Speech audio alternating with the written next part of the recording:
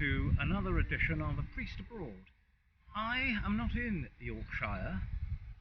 I'm in fact now standing in Wales.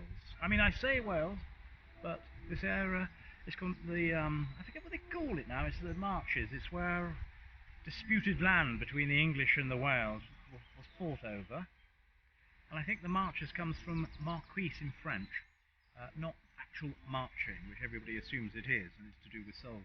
But this is a disputed area, so I'm almost claiming it for England. Down here is the River Usk. Splendid river. Haven't caught a darn thing all day. Far too hot. Sun's beating down on me and the river. Very clear river, and there's nothing rising, nothing moving, nothing to be seen. That said, I wanted to try two new bits of kit, and well, one of them is on my back.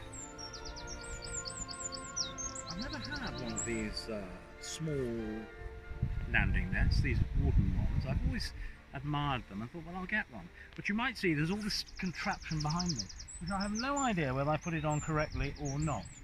But this is the idea. You're in the river. You have to imagine I've got a fish, but I'm so useless I haven't.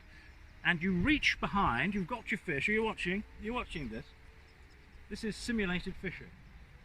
You know, you've got your fish, and then you've got to reach behind, okay, pull it like so.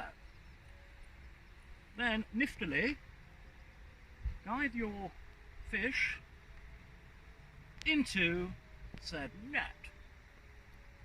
After that, I'm not quite sure what happens because you don't seem to have enough hands.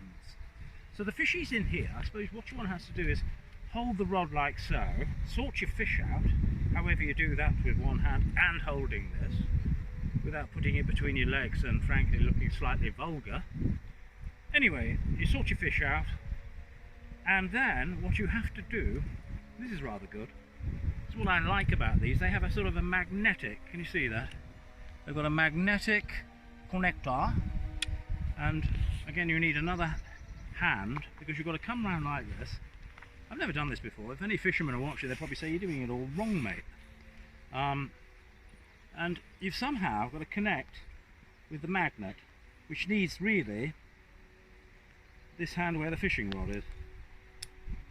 That said, I heard something snap. That's a good sign in this case. Normally when you hear something snap, it's a bad sign. But look, am I attached? I have no idea. As I say, I am somewhat of an amateur fisherman, but generally do all right. That's the net I'm going to use in the water, if I catch a fishy, or even if I don't catch a fishy. And the other one is this. Now this I purchased just last week. I'm really thrilled with this. I'm going to put the rod down. This is a magnificent. I like hardy equipment, as you know from my last video, which I recommend you to watch.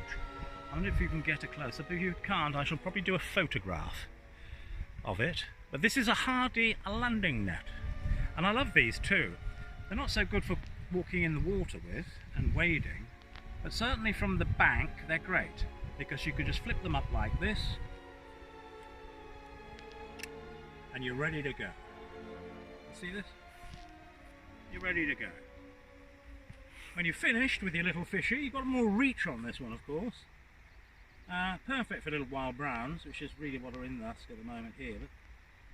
Nothing big, particularly. But this would be perfect for those. When, of course, you're finished, it's marvellous. You just push that down. That comes down like that. Magnificent. Hardy landing net, a vintage one. Lovely brass work on it, which I always like to see. And a good old net with cork handle, which again you don't see every day. So pleased with those two bits of kit, even though I've caught nothing. Anyway, what I'm going to do now is I'm going to come off the sinking tip.